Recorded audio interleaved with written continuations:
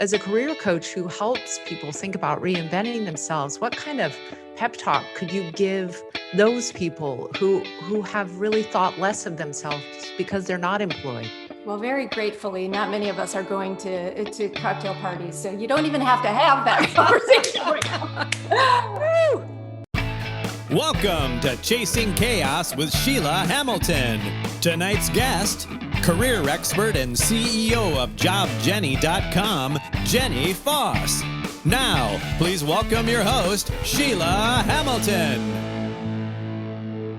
Hello, and welcome to Chasing Chaos. I'm your host, Sheila Hamilton, and we're here to provide well-being tools, resources, and some genuine answers to help you take command of your life.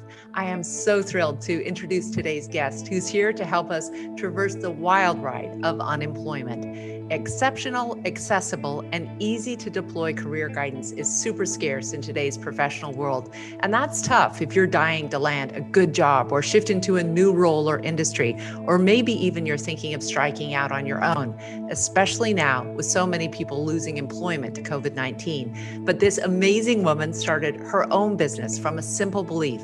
It shouldn't be so hard or confusing to navigate job search, land a promotion, or venture off onto an exhilarating new career path. Please welcome career coach and founder and CEO of JobJenny.com, Jenny Foss. Hello, Sheila. How are you? It is so wonderful. And I thank you for joining us because unemployment is such a huge topic right now, and it's impacting so many people. So I want to start with you and go back to your early 20s, and you're at college out somewhere in Michigan, and you're like so many of us with big dreams, and those big dreams did not turn out.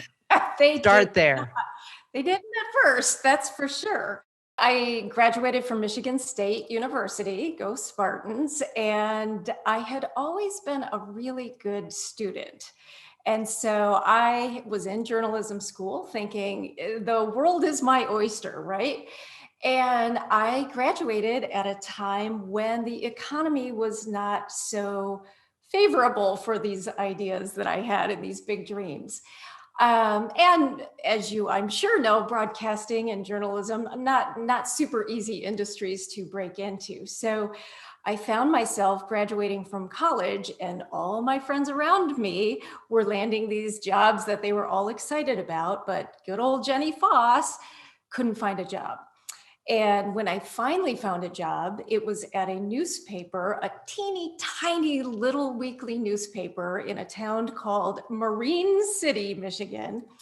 And I had the great pleasure of driving 50 miles each way to my little tiny newspaper in Marine City as a reporter. So that wasn't exactly the plan. Did it end up helping you when you finally decided to leave that even those false starts can kind of teach you something about yourself?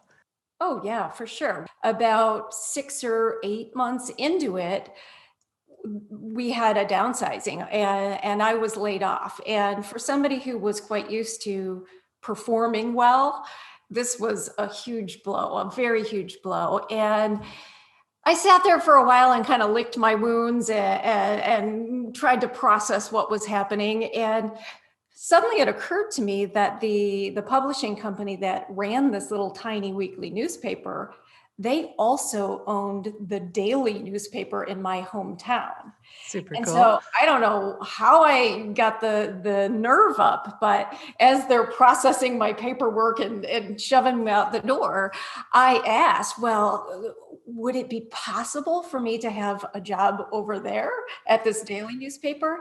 And I honestly don't even know how I pulled it off, but they kind of made a junior reporting position for me at the daily newspaper, 3 minutes away from my home. And I ended up having a wonderful start, kind of after the false start, to a career in journalism, which evolved into PR, marketing, recruiting, and then ultimately to where I am today. I was really surprised to learn that you deal with anxiety. So could you describe sort of how it comes up for you as a professional dealing with anxiety, especially in times like this? If you're talking about COVID specifically, I think some of us who have anxiety, it's almost like we've been preparing for this moment our whole lives. We're pros at this. Come on into the big tent. Exactly. So I've actually done very well through COVID in that regard, but certainly over the course of my career so far, there have absolutely been waves where, I have to just find those calming mechanisms and find the relief that I know is out there if I work at it. But absolutely, my buddy anxiety has been a blessing and a curse throughout my career. Oh, man, I hear that from so many people. So I wanted to talk a little bit more about these twists and turns throughout your career. And one of those major moments was you're a young single mom, you have this baby, like most moms, you've got to have more flexibility. You've got to have like a better financial kind of outlook. And I want you to talk about the gritty details that got us there. I was a single mom with a baby. And at that time, I had transitioned my career into recruiting. So I'm working at a pretty demanding recruiting agency at this time, trying to kind of piece together, like, how do I do this? How do I learn how to be a good mom? How do I fulfill all the obligations I have at my job and perform well? Because as a recruiter, you're only making money if you're performing well. And I finally realized that I needed another option. And that option for me, which looking back, I'm like, whoa, that was crazy. But I decided to spin out and start my own recruiting agency from home. So I took a home equity line of credit out on my house that would keep us afloat for about 6 months. And I said, if I can't make it in 6 months, I'm going to have to find plan C. But very fortunately, plan B worked, and I have been an entrepreneur ever since. And that's been about 15 years. Wow, that's so cool. I love also how the decision was so grounded in your values. My main goal is to be a very good mother. My second goal is to provide for my daughter. What emanates from that? It's a really good example of how people can start making these decisions for themselves. I want to go back to this. I always think about this kind of hero journey where, you have to have this inciting incident to go out into the wild. And there is that moment where it's like, no matter how terrified I am, I've got to go out and see what's on the other side of this. So what was your inciting incident to start jobjenny.com? So I had been doing my own recruiting work for a couple of years. This is around the time that the US economy started to really fall apart. And all of a sudden, my friends who were in these great jobs started getting laid off, and people were calling me and saying, I need help, I need advice, I need a new resume.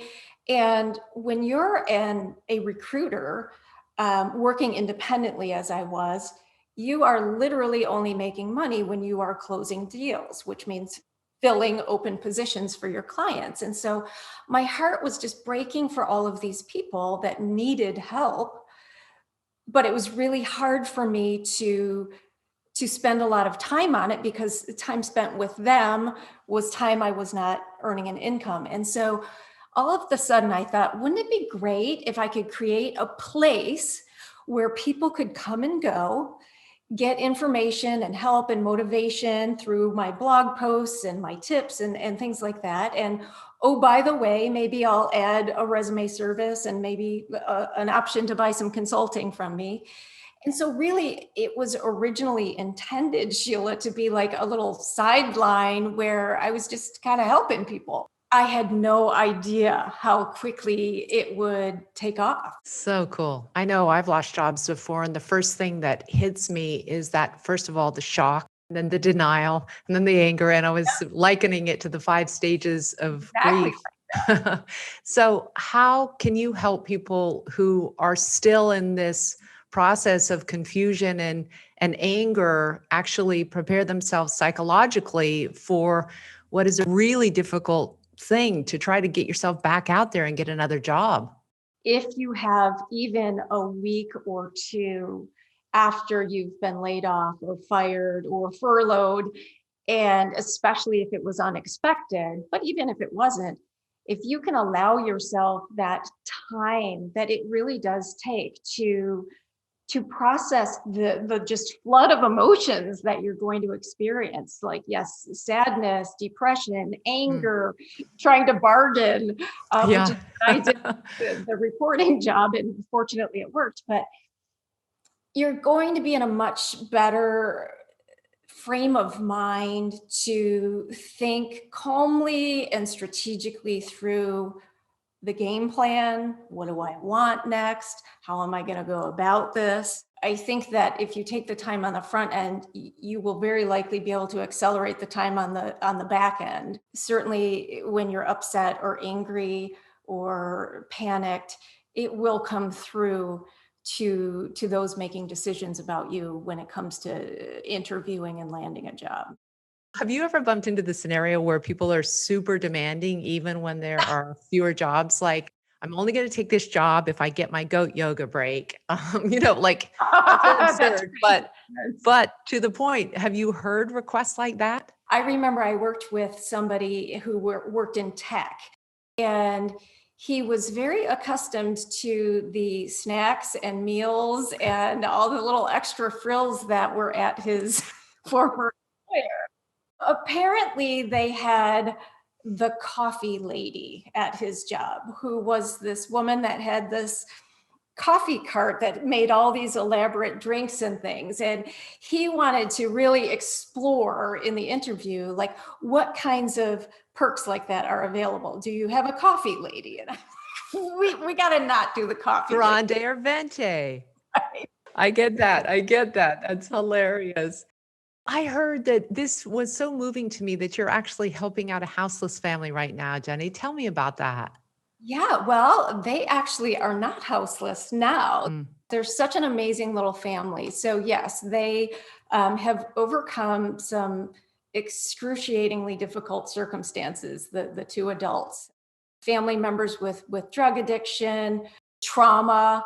I mean, you just run down the list. So they together kind of made a plan that they have two small kids now, and we're going to rise above this. And so I bumped into the husband very, serendipitously through, that app called Nextdoor, Yeah. Nextdoor. So Of course, yeah. he had posted something. He was looking for some returnables, and I had a whole garage full. So I got in touch with him. I drove my bags of returnables over, and then we got to talking, and it became clear to me that there were a lot of other ways that they could use support. But what really impressed me the most was how positive and motivated and just awesome this couple was. Mm. He was trying to find a job. He lost his job through COVID, and she is, we'll call it, underemployed. And so I've been working with them on getting their resumes ready, sharing some thoughts around their interview process, helping just recently him negotiate on his salary. He's in process of landing a new job. It's been a really amazing experience, and they're doing great. I'm getting like teary just thinking about it. I'm so thrilled to see their progress. Oh man, that's such a cool story. I also think that it really speaks to your ability to see humans as humans, regardless of what their work for the moment is, And it reminds me that as Americans, we're so tied up in our identity as what do you do? It's the first thing people ask you at a party. And I think that that's probably one of the hardest things for people when they lose a job or even when they're laid off and furloughed. So as a career coach who helps people think about reinventing themselves, what kind of pep talk could you give those people who have really thought less of themselves because they're not employed? Well, very gratefully, not many of us are going to cocktail parties, so you don't even have to have that conversation right now. Woo! But in all seriousness, you are correct. We tie so much of our identity, particularly men who kind of stereotypically have been reared to be the breadwinners, to our vocations. And when we lose those vocations or the job, at least temporarily, it can be a devastating blow to your sense of self-worth. And so I really encourage people to think beyond who am I vocationally when you're in a situation like that. We are so many other things as humans. We are parents, we are friends, we've got hobbies that we're maybe talented artists or knitters or whatever. So really maybe writing down some of those things that you are other than a career coach, right? I think will be a great exercise for anybody who is maybe feeling like I'm not enough, because every one of us we're absolutely enough, and we're not one dimensional in that definition of who you are being what you do. I love that, Jenny. And I'd also just add that I think it's one of the great challenges to work on who we are outside of our work when we're employed. Who am I beyond this job? What do I give to my community? What do I give to my friends? What do I give to my parents? Who am I as a person if I didn't have this job? Because it really sets you up to be able to answer that question. We'll be right back with more Chasing Chaos after this brief message. Hi everyone! My name is Kathleen and I'm a volunteer with NAMI Clackamas. When NAMI said that they needed a volunteer grant writer, I jumped at the opportunity. I was already interested in becoming a professional grant writer, but I was having no luck getting any jobs because I didn't have any experience. But after a few months of volunteering with NAMI Clackamas, I got that experience and I landed my first job as a grant writer. Now I continue to volunteer with and support NAMI Clackamas because of everything that they're doing to support the mental health of everyone in our community. I highly recommend volunteering with and supporting NAMI Clackamas. And who knows, it could just lead you to your next job opportunity.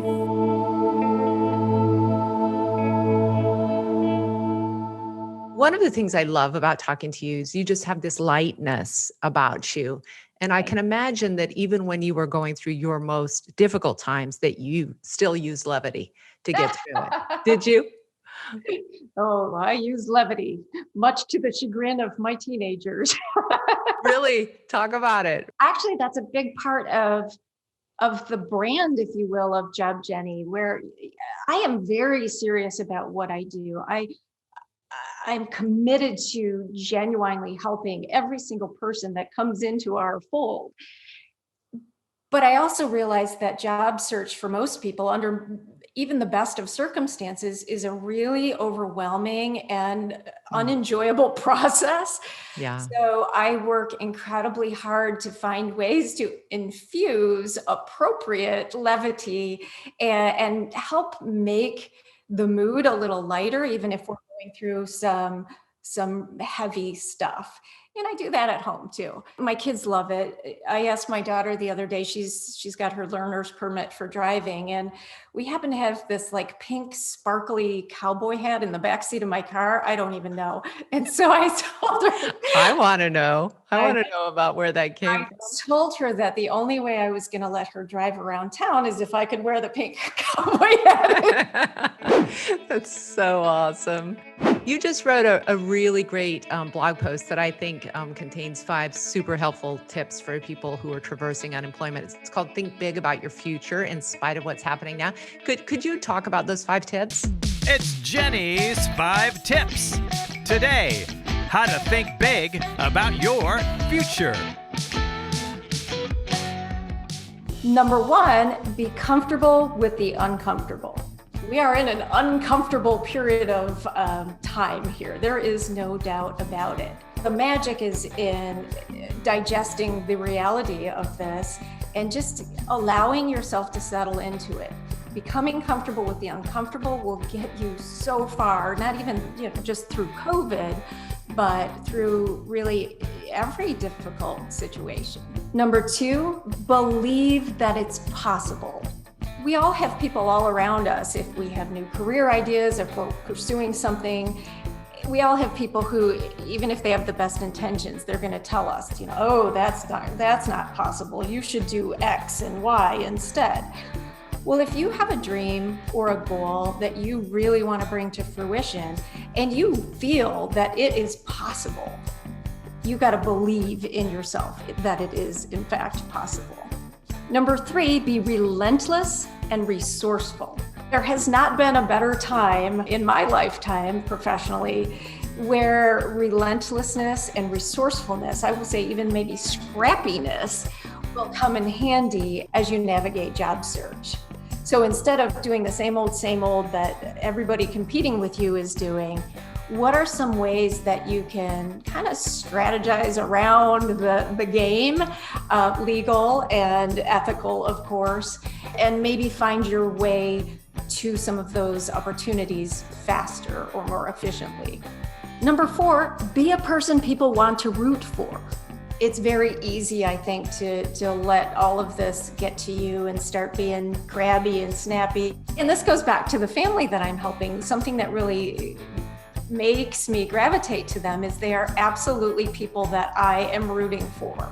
Find ways to be positive and forward-looking. And I know it's not just me sitting here saying, oh, just go be positive, because I know it's a lot to muster when you're really stressed out. But if you're grumpy or difficult or someone completely unenjoyable to talk with or be around, it's going to be a lot harder to get people to root for you and help you along. Number 5, take one small, deliberate step every single day. Even when you have a headache, even when you got to run your kids around town, even when you got to go clean up the dog poop in the backyard and you've got tons of laundry to do. It's not about making one big bound a lot of the times between I'm not successful with job search and I am.